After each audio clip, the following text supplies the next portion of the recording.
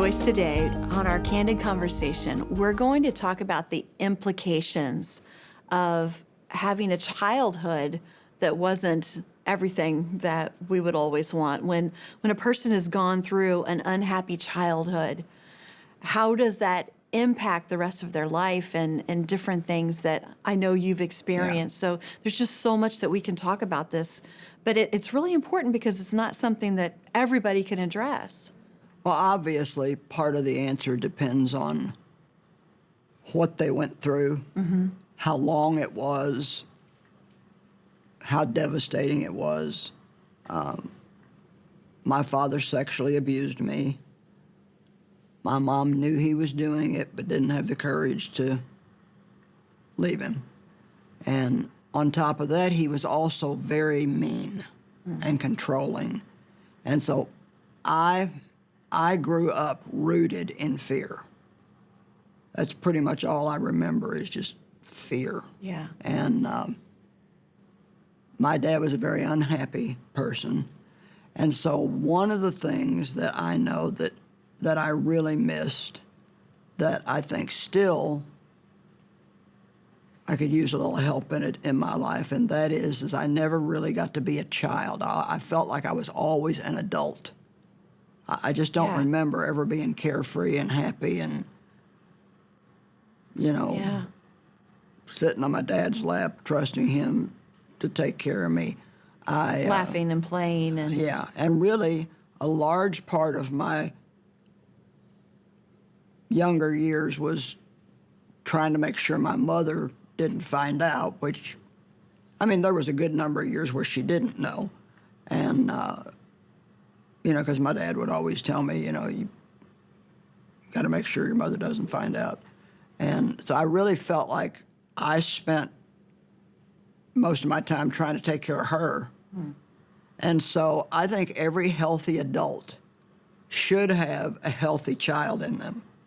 So we can do our responsibilities, but we can also have a lighthearted attitude and know how to have fun. So how do you have that? How do you find that if you've never experienced it in your life? Well, I think I'm still learning. You first of all, as you know, I almost worked myself to death because I felt like that gave me value. And my dad seemed to be happier with me when I was working than if I was playing. I remember getting in trouble for laughing if he didn't want to hear laughter. And I think there's deep things in you that only God can heal. And I am already, my personality would lend itself more toward being serious. And then it just takes time, Ginger. It takes time. It takes God showing you things. It takes prayer. And so much of our personality is formed in really the first few years of our life. And then interestingly enough, I think that to some degree, I don't know what I missed. Because That makes a lot of sense. I never had it. I know that children trust. If you tell a child on Saturday we're going to go on a picnic, they're going to believe you. But I couldn't trust, because I was afraid. And so I had difficulty trusting for a long time. I trusted myself more than anybody else. It's like, well, nobody else is going to take care of me, so I better do it. And but I think in some ways I don't know what all I missed. Yeah. Do you find that God can help you kind of reclaim some of those things that you missed? Yeah. Whether it's through your own children and seeing that with them, or I don't know what it may be, but... Well, I was never real big on playing with my kids.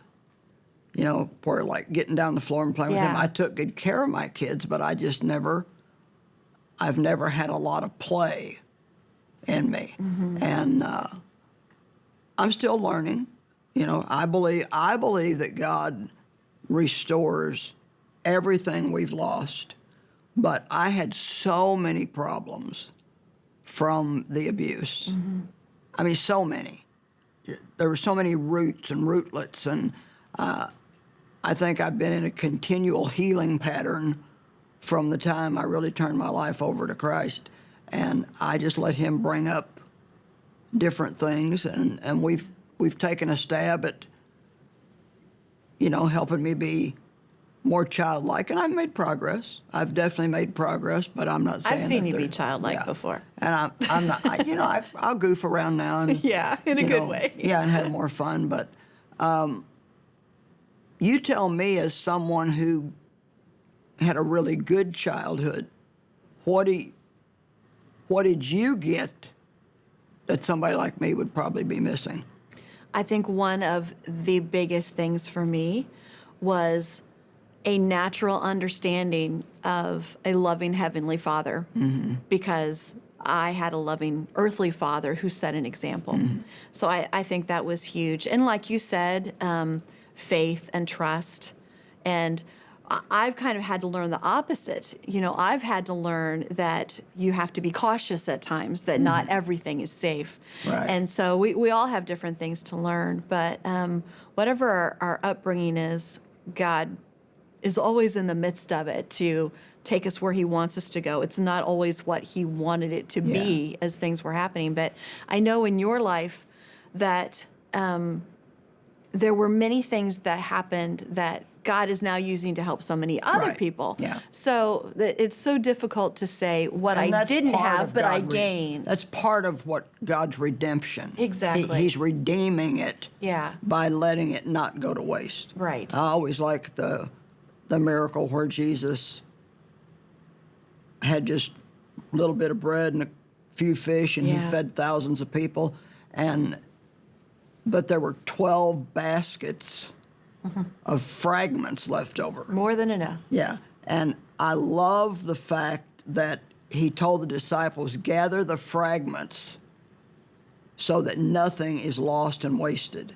And so I think the fragments of anyone's life, if you feel your life has been fragmented and torn apart and there's nothing left but little pieces and you don't even know how to put them back together, you can trust God to use them. And that's part of the redemption that the devil absolutely Oh, that's beautiful. despises. Yeah. And you said you always knew that you were loved.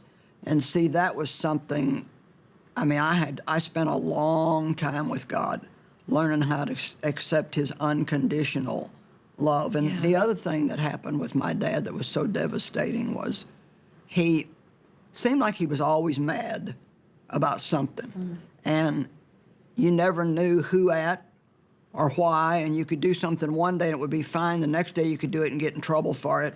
And so I went through a lot of that, is God mad at me? Or just a general feeling that, I probably did something wrong. That's, I would tiptoe around the house, so to speak, not in reality, but just like being so careful not to make my dad mad. And so I spent a lot of years in my relationship with God like that. But I've come through that. I'm comfortable with God now.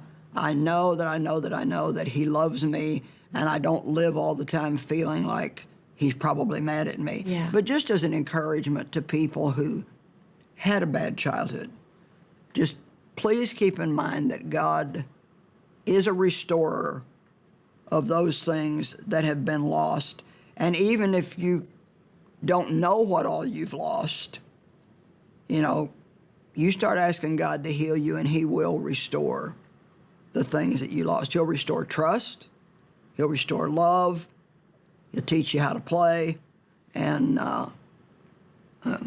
another thing about children is they forgive very quickly. They don't, they can be so mad at a friend. And they're best friends again very soon. And 2 seconds later, they're best friends Yeah. again.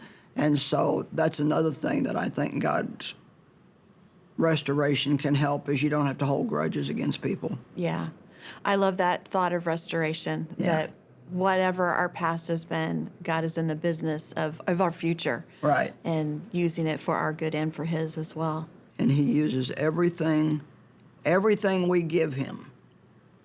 He'll use it, make something good out of it. Yeah. Thank you.